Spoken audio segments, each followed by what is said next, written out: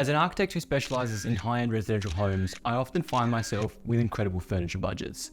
However, at the same time, I sometimes find myself scratching my head thinking, how is this furniture budget even possible?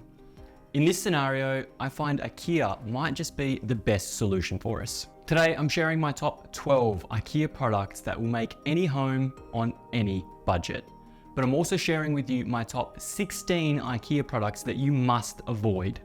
Now let's get started with sofas, and by me absolutely butchering these Swedish words. I actually have a Swedish sister-in-law and I really should have asked her how to pronounce these, not to make a complete fool of myself. But we're gonna start with the Glowstad. The Glowstad is one of my do not buy items on this list. It is just a cheap and nasty sofa. It is uncomfortable, it isn't practical, and it is just trying to be high-end, but it is falling short on every account. If you look at the legs, they have no shape, they have no depth, they have no profile. If you look at the fabric, it is falling off the actual sofa before you've taken it home. This product is just not okay, even if they're only looking for 199 Australian dollars. Along with their Glowstad, the Ektop is another no-go. The Ektop is basically an old school sofa that people have draped some very cheap, nasty fabrics over them and made them look somewhat reasonable. The fact that this sofa looks relatively used before you even buy it should not be in anybody's home. Even if you're a student looking to furnish their dorm, this is not something you should be steering towards. On the other hand, if you have a little bit more of a budget, the Apple Larade, completely butchered it, is the go-to sofa from Ikea. First of all, those iconic linear lines and the slim profiles that they were trying to achieve in the Glowstad have actually been achieved here. I won't even try to pronounce this name again, but this sofa actually achieves high-end residential furniture quite well. Generally, from my experience, it is quite comfortable to sit on even for prolonged periods of time. So this product will set you back a good $2,000 Australian, but at the same time, it will actually be able to be placed in any home in any budget. Moving on to TV cabinets, and I have a few gripes here. There is 3 that I'm going to steer clear of completely, and I recommend you avoid them as well. First of all, the Lack is just a cheap and nasty university student product.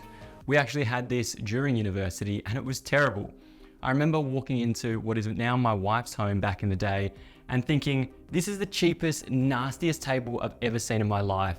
Why would anybody own this? Now, the Lack is obviously a very cheap product. You can pick it up for next to nothing, but at the same time, it probably should be nothing and you should leave it alone. The Baggy Boy aligns in this same category. Even though it looks like a nice product, it looks like it's trying to innovate through industrial design, white, modern, sleek, it is going to be a dust collector. This thing is perforated and it has mesh panels that just don't go anywhere. Steel tube legs with plastic cappings, none of which align with the industrial feel. It hasn't been thought out, it isn't minimalist, and it's just a product trying to attack a market that it shouldn't be in. The same principle applies to the Flyball, completely butchering it again. This product, again, perforated mesh panels all around, industrial look. It is trying to achieve something that it just can't achieve. The timber top above is not meeting the designer aesthetics. It is basically looking like an extremely cheap cabinet that you were able to pick up from Kmart or Target, but you've gone out and spent 250 Australian dollars for a product that just isn't worth the price. It's going to collect dust, all of your cables are going to show, and it just isn't the product for a nice, elegant home. Ikea does have some nice TV cabinets, however, and I'm not just going to talk about them all. The Besta, for example, is a phenomenal product. I've owned the Besta cabinet for almost a decade. Now, there's a couple things I'd recommend with the Besta. First of all, make sure that all of the holes are covered up. If you can avoid it, don't leave any of the gaps open. They just collect dust, and even though your TV remote may need to be able to get to a DVD player, if you're old school, you don't really use them that often. So if you can cover them with a door, go for it. And second of all, try to avoid having legs on these products. If you put legs on them, they tend to collapse under their own weight over time. So what I would suggest is chop off the legs, don't put them on, save yourself a few dollars, and either mount them to the wall or lift them ever so slightly so the doors can open over your carpets with ease. Finally, if you're willing to spend $550 on a TV cabinet that looks nice, the Stockholm is probably one of Ikea's best products. Now, at the same time, there are a few flaws that you have to be aware of. Obviously, this is a veneer product and the wood grains go in all directions. Now, this is intentional to create a chaotic pattern. It is something that is going to establish the TV unit as a statement piece in your space. Now, personally, I don't like the statement piece being the TV cabinet. I'd much rather it be a piece of furniture, the armchair, or the rug. However, if you are looking for a statement piece in the TV cabinet specifically, this might just be the way to go. Moving on to office chairs, because they are one of the most critical elements in any home. First of all, the home office is getting so much more use than it ever did. And office chairs are so important to get right. If your office chair is uncomfortable, you're gonna hate working in it. So we wanna pick the best one. Ikea has some good ones, but they have some terrible ones as well. Starting with the Renberget, just don't. I don't need to tell you too much, just don't. Next, we have the Alefjal, which has to be the most uncomfortable chair I've ever sat in my life. I actually went and tested this chair thinking it would be high quality and it would be something that you could actually work in for a prolonged period of time. I didn't last 4 seconds in this chair before I got up and went, absolutely no way am I spending a single dollar on it. So personally, I would stay away from that chair as well if you work prolonged periods of time. If you're looking for a chair that just looks good in a space, this is the one. It looks phenomenal, but it just isn't comfortable at all. On the other hand, the Langfjall is a very, very comfortable chair. We have these in our boardroom as general chairs, and they're incredibly comfortable to sit on for a prolonged period of time. They can actually double as a dining chair if you don't want to put the wheels on them to make them office chairs. So personally, I think they come in great colors, they suit the aesthetics of most spaces, and they're incredibly comfortable to sit on long term. If you're looking for something more ergonomical and something that you can sit in for a much longer period of time, I'm gonna try read this one out because I'm gonna butcher it completely. It is the Jarvurfjulet. Not even close. Anyway, this chair on the screen right now is super comfortable. We have them in our office and I've been using it for a good 2.5 years now. They're no longer producing the fabric ones, it's just the leather version, but they are still super, super comfortable for prolonged periods of time. And they just look kind of like a spaceship alien combined futuristic style, something that is a conversation piece and works really well as an ergonomic chair. Beds from Ikea is something that I considered for a very, very long time as a university student and went and looked at them time and time again. But what I found is for the price you're paying for even some of their cheapest beds, you can find so many better options. For example, the Trava frame bed is $250. I can easily go on eBay right now and find hundreds of options for less that are significantly better. The same goes for the Mandal. It looks like a pallet has been stacked together and a bit of gloss paint has been put on it. Yes, there's some nice drawers underneath for storage, but it's just not an appealing bed. It genuinely looks like pallets. It should be in nobody's architectural home. Even if you're going full industrial, trying to design something, a pallet bed would look better in the space than this bed here. What is an acceptable option is something like the Tufjorg. This bed has modern, sleek, elegant design features. It has wraparound curves on the bed head and it comes in 2 very prominent colors. Now, beds often in master suites and primary suites are designed to stand out. They are designed to be special. So picking a nice colored bed, picking something that stands out is exactly what you want to be looking for. In the mirrors category, there is literally just one series of mirrors you have to look at. Don't worry about any of them else, just look at the Lindbjörn. This right here on the screen, search that in Ikea, pick any of their actual mirrors, and it is an incredibly well built, sturdy, solid mirror. You can go for the spheres, the ovals, the pill shapes, all of them are really, really good. Try to avoid the cheap, nasty desk mirror. That's just a one-off outlier, but the rest are phenomenal. Moving on to dining chairs. Now, dining chairs are an extremely hard buy. First of all, dining chairs are so expensive.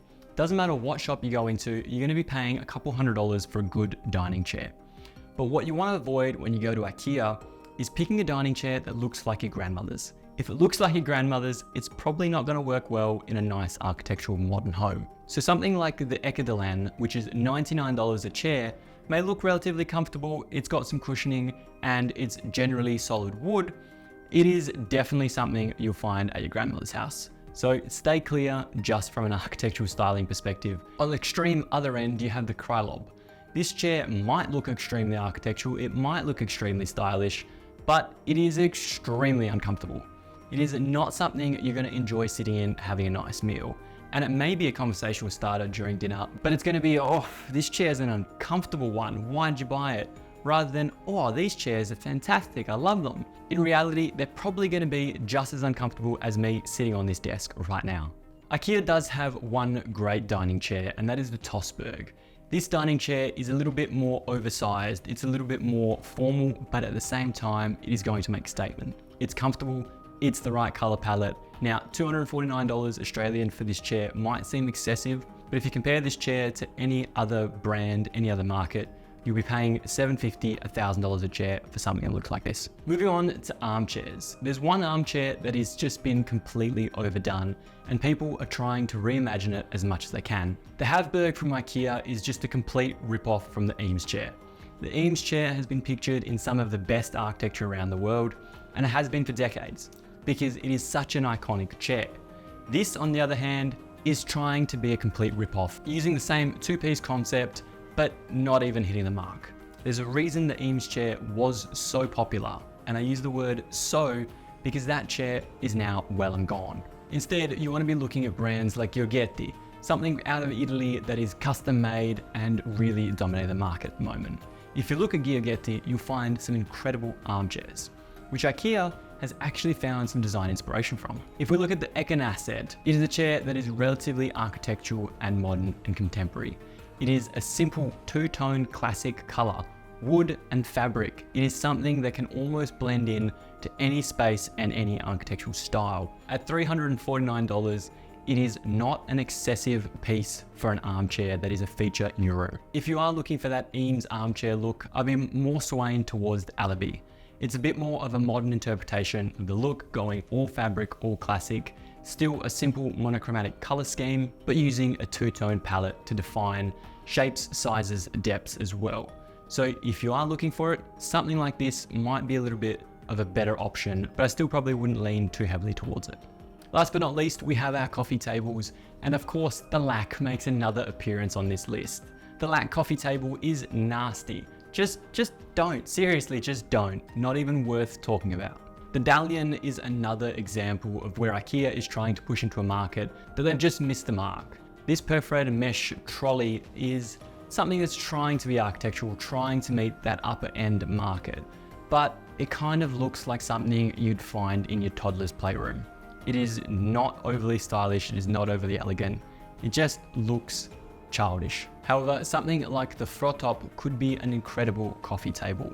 It incorporates the marble elegance on the lower section of the coffee table, so you aren't making visual contact, noticing it isn't marble, whilst also removing those higher-end finishes and sticking to something more contemporary, like a black, flat surface on top that you know may look a little bit cheaper, but it isn't trying to be fake. Anyway, that's all from me, team. Thank you so much for watching. If you enjoyed the video, make sure you smash that subscribe button down below. We're aiming to reach to 100,000 subscribers by the end of the year, an impossible goal that will only be reached with your help. Like always, I appreciate all of you, and I'll see you next week.